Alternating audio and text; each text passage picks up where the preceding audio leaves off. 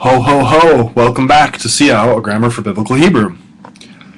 We're on lesson 16 at this point, page 181. In lesson 16, Seow is going to dump on us a whole another structure, binyan, paradigm, that of the so-called hifil. Okay? We have a call, right? A call is just like katav, he wrote. You know, the participle kothev, writing one. We have a PL, right? Diber, he spoke. It's kind of translated like the call most of the time, characterized by a doubled middle radical in the PL. That's nice. The PL participles all start with meh, a mem with a shava under it. And now we get a hifil. Hifils look like this. Look on page 181 at the first chart. He's using katal here, that verb for slaughter, as a kind of example form for some reason. And here it is. You get your good old paradigm. Before you get freaked out about anything that's different or new here, maybe you want to comfort yourself while also massaging your own shoulders and neck, and look straight down the list of third masculine singular, third feminine singular, etc., and see all of our familiar endings. No ending for the third masculine singular. A, ta, t, ti, u, tem, ten, nu. They're all still there. That's great. That's great.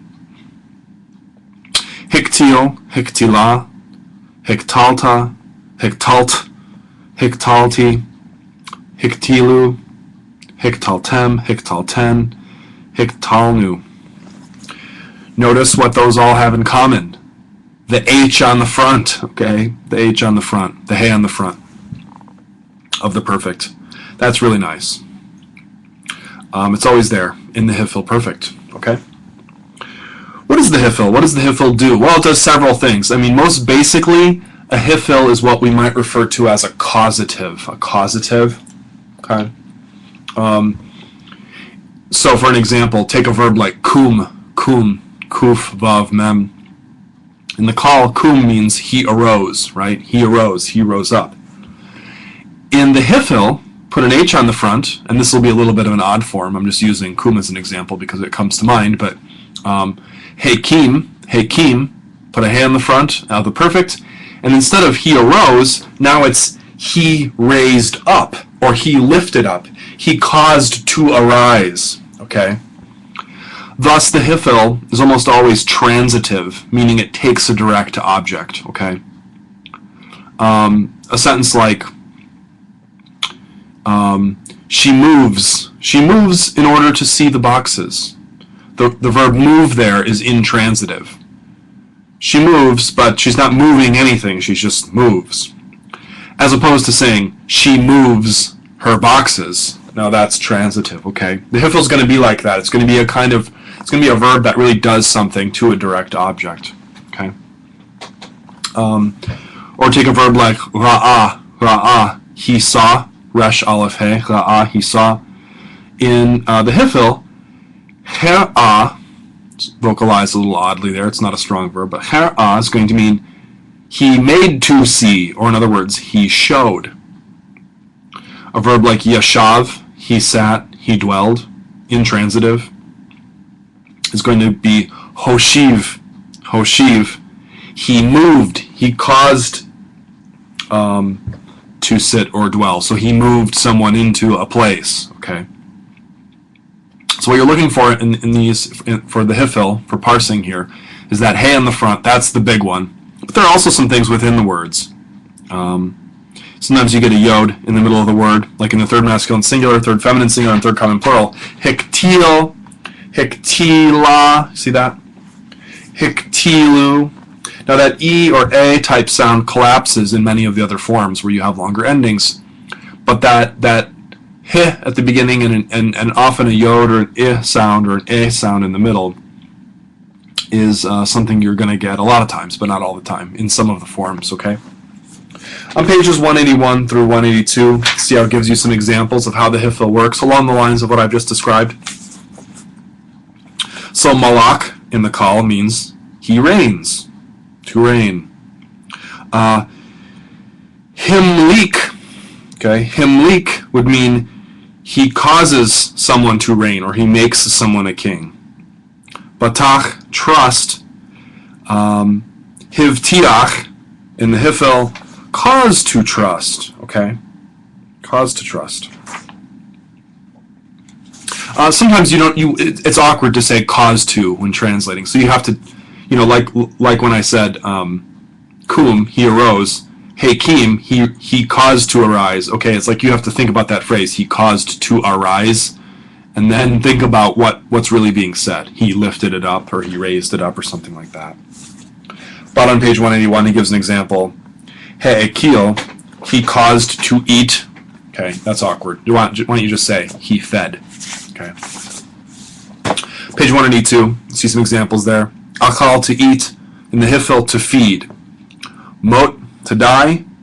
In the Hifil, to cause to die, namely to kill. Ra'ah, to see, the example I just used. Her'ah, to show or cause to see. Sometimes there are other nuances, and he gives a few of these, B, C, and D, on page 182. Most often, though, it's that first thing, causative. Sometimes roots, this is B on page 182, sometimes roots that are stative or intransitive, they don't take a direct object in the call, they become transitive in the Hifil. So gadal in the call just means to be great, just to be that way, great. Whereas higdil is going to mean to exalt something in specific. You don't just exalt in general, you're going to make something great. And what is it? There'll be a direct object in a sentence. Rachav, be wide. In the Hifil, widen. Chaya, live. In the Hifil, to preserve or to make live. Okay. Sometimes you just get verbs that only appear in the Hifil for some reason. And sometimes a Hifil will be a way to take something that's a noun and make it a verb. Kind of like the noun, the company Google, like the Google search engine. How do you make that a verb? You just say you Google it. It just kind of is a verb. We do this with languages. So the Hifil can be a way to do this. Page 182, C, ozen, ear.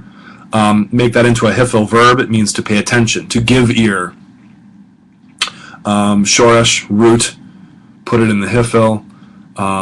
And you get to grow a root, okay, and so on. And then page 183, top page 183, see on notes that there's obviously some semantic overlap between the Hifil and the PL. So sometimes you'll find a verb in the PL and the Hifil, and there's not even a difference in meaning. So zachain, well, never mind, that was a different thing. So, you don't want to just wittingly translate every Hifil as cause to do something, as opposed to something, as opposed to the PL and so on. There are idiosyncrasies and strangenesses of the language, which you know all too well by this point with other examples. Okay, but that causative thing with the Hifil, that's a big deal, okay? Then on page 183 through 185, no, all the way to page 187, several pages, see how it gives you, of how the Hifil perfect appears when you have different types of verbs with different types of problems. First, guttural, page 183. Okay. So first guttural, it's not going to be heh anymore. Okay. It's often going to be heh, but it just depends. Okay. Third guttural, you're going to get that, since you get that E element in there, hishliach. Okay, you're going to have the furtive patak, because you can't just say hishlich just by rule. That's the way it works.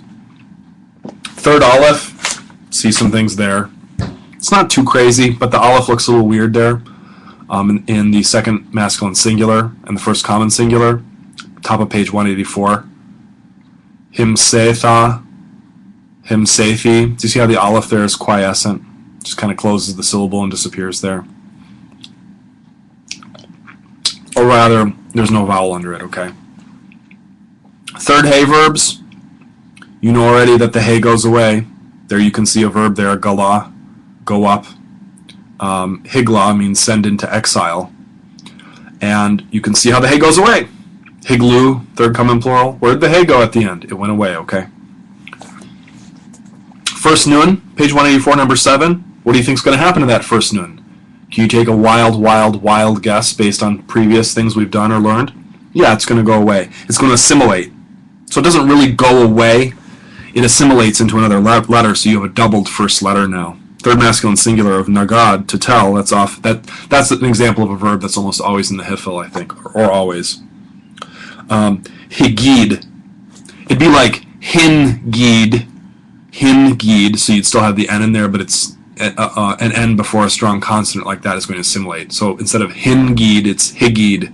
I mean, if you say hingid really fast a bunch of times, hingid, hingid, hingid, hingid, higid, it just almost like turns into higid, okay? That's how assimilation works in spoken languages. So that nun, you don't get it anywhere, but you can see in the third masculine singular, indeed in all of the forms there at the bottom of page 184 in the chart, you have a dagesh in that gimel. And what is it doing there? Oh, it's the N. It's assimilated. Okay? Page 185 gives us perhaps two of the most frustrating examples. Top of page 185, there's a particular verb, naka, meaning he struck. People are always striking each other down in the Bible. It's rather violent. This is one example of a verb that appears, I think, exclusively in the Headful. And not only does the initial nun go away, as you'd expect, but also the third hey goes away. So in the end, you get, depending on some forms, you get just the kaf. And in the Headful, you get hika. So it's doubly weak, okay? When we get to some later forms, like this thing called the imperfect, or especially the so-called converted forms, we'll see a form vayak, in which you just get that K sound, and that means and he struck, okay? And you don't have the N or the final hey in that word. Middle of page 185, you get a chart about first vav verbs in the Headful. They go to a totally different sound completely than you've been expecting. You get a whole new letter in there. So yashav in the Headful is hoshiv, hoshiva, hoshavta, hoshavt, hoshavti, hoshivu. Notice our endings are still the same. That ho prefix is a dead giveaway of the first vav or first yod type verb. So that helps. And notice, see how he even gives a little explanation there. Page 185 in the middle. Note, the Headful prefix ho instead of hi here may seem surprising, but it can be explained. The original Headful prefix was actually ha originally, but it has generally become he through a complicated process. In the Headful of first vav verbs, however, the old ha prefix in combination with the initial w yields the contracted diphthong o in accordance with 4.2.c.3.b in the book here, if you look back. Thus, ha-shiv goes to ho-shiv. Got it? Please memorize that and say it to everyone that you know, that whole explanation. Just an example of the historical grammar stuff that he throws in. Halak, page 185, 8b. Halak is a common Headful verb, which you get sometimes. And it behaves, weirdly enough, as though it were a first vav. It's pretending. So you get holich and holicha. Don't ask me why that is. First yod verbs. Oh, and this is a confusing thing. So on page 185, he says those are first vav, and then he gives you a verb which is yashav, and you're like, oh, I thought that was first yod. But then on the next page, there are rules for first yod. Well, on page 185, 8, in the case of yashav, as it so happens, that was one of those verbs which was originally first vav. So you have to distinguish between verbs that were originally first vav and initially first yod. Why? Okay. That's why on page 186, he now gives you first yod, and those are actually first yod. Those really did begin with a Y all the time. Whereas now, the Hebrew we have in the Bible doesn't have any verbs that start with a W. The vav category in the lexicon is very short. Okay, not much there. The word vav is there, which means nail, like a nail that you pound with a hammer, but not much else. Okay. So he gives you some Headful perfects there, page 186 in the middle, number 9, the chart for first yod. And you get yet another vowel underneath the hey. Hey-tiv.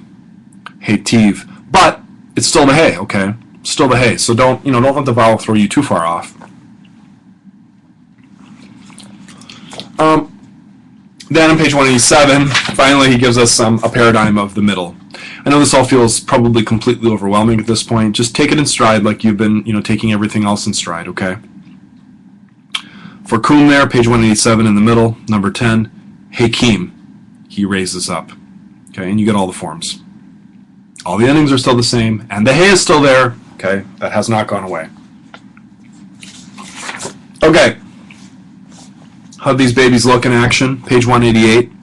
Let's look at a couple. Genesis 48:11. Page 188:11, first example. Let's go down the row here.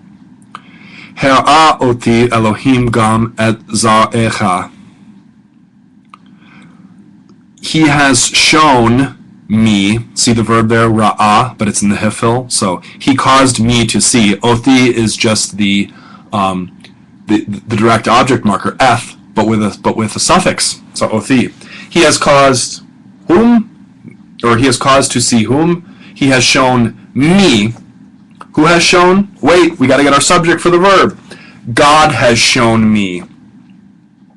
Gam, even also, at za'echa, even your seed, your descendants. I think this is Jacob talking about how he's so happy to have seen Joseph's kids there in Egypt.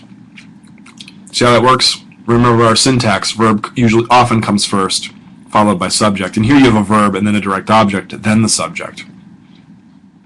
How about 2 Kings 7:6? Va'adonai hishmiya et machane aram. Let's just start with that first. First clause. And, or now, the Lord caused to hear. Who did he cause to hear? He caused the camp of Aram. Machane means camp. Aram are the Arameans. He caused the camp of the Arameans to hear. Kol rechev, kol sus, the sound of chariot and the sound of horse. You say, where's the there? Well, that doesn't. You don't always get a the. You don't always get a ha. Sometimes you have to supply it, or it doesn't make sense. I mean, what would you say? And the Lord caused the camp of the Arameans to hear a sound of chariotry, a sound of horse, a sound of chayil gadol, a great sound of a great army. Okay. V'Adonai hishmiya. Okay. And there you have the subject leading. So that's with several objects there. Okay. The Lord is, so the hishmiya there is causing to hear the sound of the chariot, the sound of the horse, and the sound of the great army. Most of the time, though, you just have a single subject, like Exodus 27:8. Ka'asher her'ah othcha bahar. Just as, ka'asher, just as, or like, her'ah, he caused to see, othcha, he caused you to see, just as he showed you on the mountain. We'll have to see this in action in the exercises. Oh, and before we go, there's also a Headful Participle, of course. Nicely recognizable by two things. One, it has a mem on the front. Actually, three things. One, it has a mem on the front, just like the PL participle, so that's cool. Two, that mem always has a patach under it, so it's ma, maktil. Notice all those forms, except, okay, it's ma for most of the time, but what if the verb was first yod or first vav? Well, you see there that it's mo or me. Or even in the case of middle week, kum, in the masculine plural, feminine singular, and feminine plural, you get meh with a shavah, just like the PL participle. But the middle radical isn't doubled. Okay, so that'll be a clue. And then also in most of these forms, as you can see just by glancing, you get especially the masculine singular and the masculine plural, you get an E sound in there. So maktil, ma'amid, mashliach, okay, magid, all that kind of stuff. So when you see a mem on the front of a word like that, I mean, true, mems can just make nouns out of verbs, and can just be a noun. But a lot of times our mems that we're going to see on the fronts of words when we translate the Bible are going to be participles, either Headful or PL participles. And remember, the call participle is just kothev or kathuv in the passive, without any mem on the front at all. Page 189 to 190, he gives you some vocab. Nothing too crazy or strange there. You get some nouns, but really a lot of verbs, and indeed a lot of verbs that will appear often in the Headful. So you can begin to associate some of these verbs with their Headful expression. Especially verbs like, let me see here, yasha, I'm on page 190, yasha, to save or to help, often occurs in the Headful. Naka, strike, almost always. Trying to think of some other ones here. Nagad, to tell or report, almost always in the Headful, if not always, okay? Notice on page 191 our sentences from the Bible are getting longer, but they're also getting more interesting, and he's giving you more of them. So have fun with that.